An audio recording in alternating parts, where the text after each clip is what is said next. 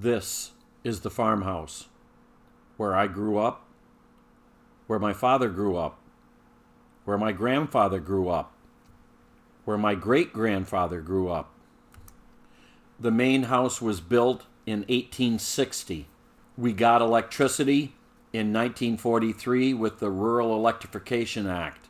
And now what I am doing is I'm removing the majority of the 1960 updates and reverting the era back to somewhere between 1920 and 1950. I'm going to show you each room in the order that I did them years ago.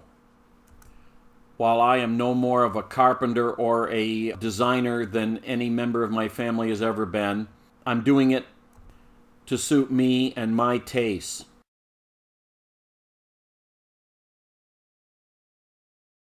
Now for water filtration, we have a couple of these Culligan filter housings. We have one on the downside of our plastic pellet giant filter, and we have one just before the water enters the kerosene instant-on hot water heater, because we want absolutely pure water going in. And every 6 months we would replace the filters with your standard spun filter cartridge. So we decided that it would be better if we bought the polypropylene pleated cleanable filters.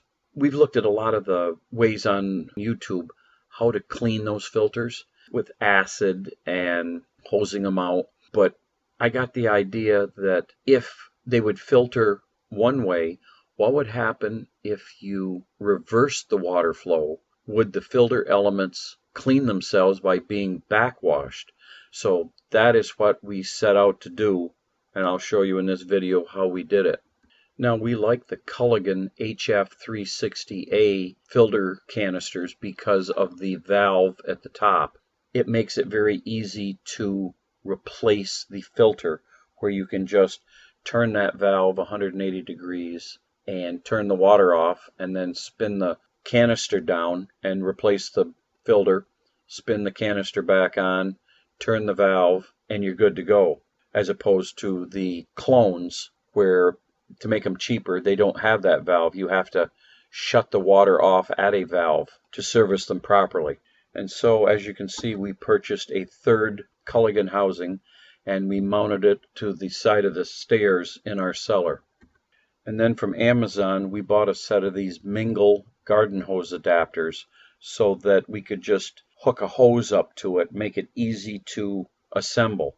So coming off our main Culligan filter housing, we put in a Shark Bite 1/2-inch T, and then we had some scrap PEX, put that in, and then we got a 1/2-inch to 1/2-inch pipe thread Shark Bite adapter.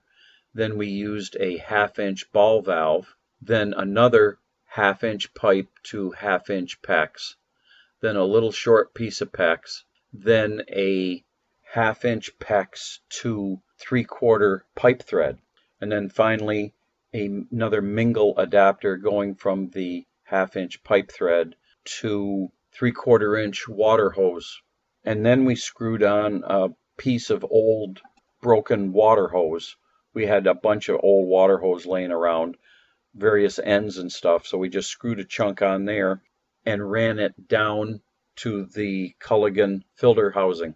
And then, as you can see, we used another set of the Mingle adapters to screw into the 3/4 fittings of the Culligan water filter canister top. And then on the in and out ends of that filter housing, the ends of the hose did not have an end on it, so we, again from Amazon, we used Hourly Hose Repair Kit, HOURLEEY.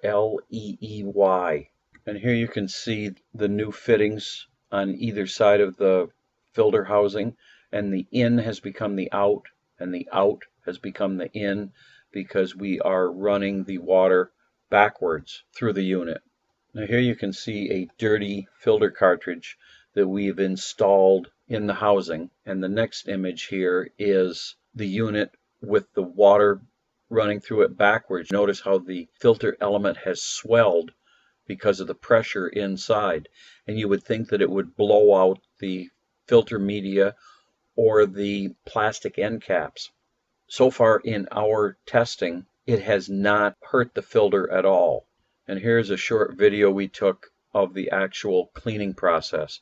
The process takes 3 to 4 minutes. If the filter's really dirty, it might take 5.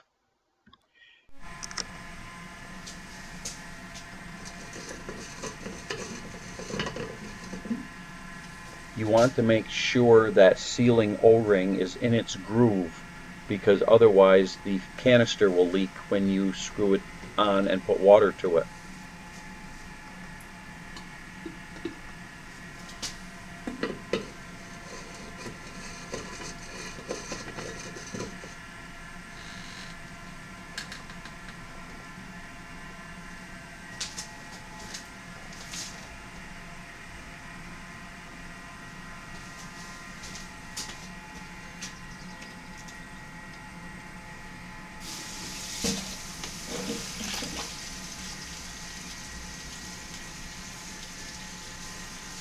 And after 3 to 5 minutes of being backwashed, the filter is noticeably cleaner.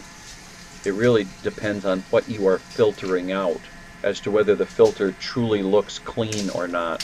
And you'll never get them to look clean, but the element itself is clean.